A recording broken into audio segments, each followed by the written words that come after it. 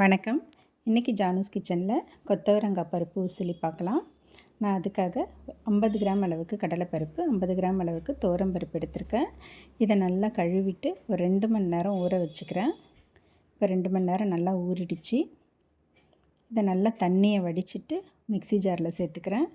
இது கூட ஒரே ஒரு வரமிளகா போட்டிருக்கேன், 1 டீஸ்பூன் அளவுக்கு பெருஞ்சீரகம் போட்டிருக்கேன், 2 சிட்டிகை மஞ்சள் தூள், கொஞ்சமாக பெருங்காயமும் சேர்த்துருக்கேன்.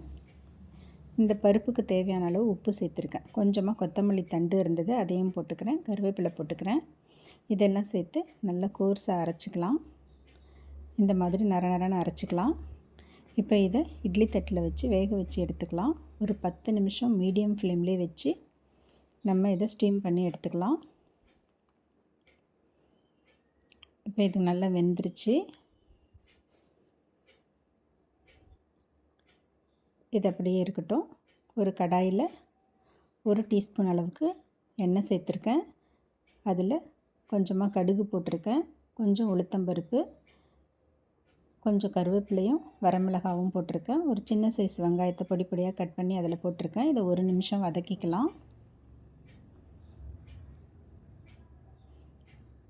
இப்போ இது கூட 200 கிராம் அளவுக்கு கொத்தவரங்காவை இந்த மாதிரி பொடி பொடியாக கட் பண்ணி சேர்த்துருக்கேன். இதையும் சேர்த்து ஒரு 2 நிமிஷம் வதக்கிக்கிட்டு இதுக்கு உப்பு மஞ்சள் தூள் சேர்த்துக்கலாம். கொஞ்சமாக உப்பு சேர்த்துக்கிறேன். நம்ம ஏற்கனவே பருப்பில் உப்பு சேர்த்தாச்சு. கொஞ்சம் மஞ்சள் தூள் சேர்த்துருக்கேன். இதையும் சேர்த்து நல்லா வதக்கி விட்டுக்கலாம். இப்போ இந்த கொத்தவரங்காய் வேகிறதுக்கு கொஞ்சமாக தண்ணி சேர்த்துக்கிறேன். இந்த கொத்தவரங்காய் முழுகிற அளவுக்கு தண்ணி சேர்த்தா போதும். சேர்த்து நல்லா கலந்து விட்டுட்டு இப்போ இதை மூடிக்கலாம். சின்னதாக ஒரு மூடி போட்டு இந்த மாதிரி க்ளோஸாக மூடி வச்சிடலாம். இதை நல்ல லோ ஃப்ளேம்லேயே வச்சு குக் பண்ணி எடுத்துக்கலாம். சிம்மிலே வச்சு வேக வைக்கணும். இப்போ கொத்தவரங்காய் நல்லா வெந்துடுச்சு.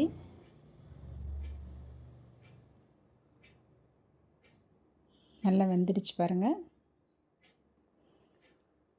இப்போ இது கூட நம்ம அரைச்சி வேக வச்சு வச்சுருக்க பருப்பெல்லாம் சேர்த்துக்க போகிறோம். இந்த மாதிரி ஸ்டீம் பண்ண பருப்பை சேர்த்துக்கிட்டு இதை நல்லா உதுத்து விட்டுக்கலாம். இந்த மாதிரி நல்லா பொடி பொடியாக உதுத்து விட்டுக்கலாம்.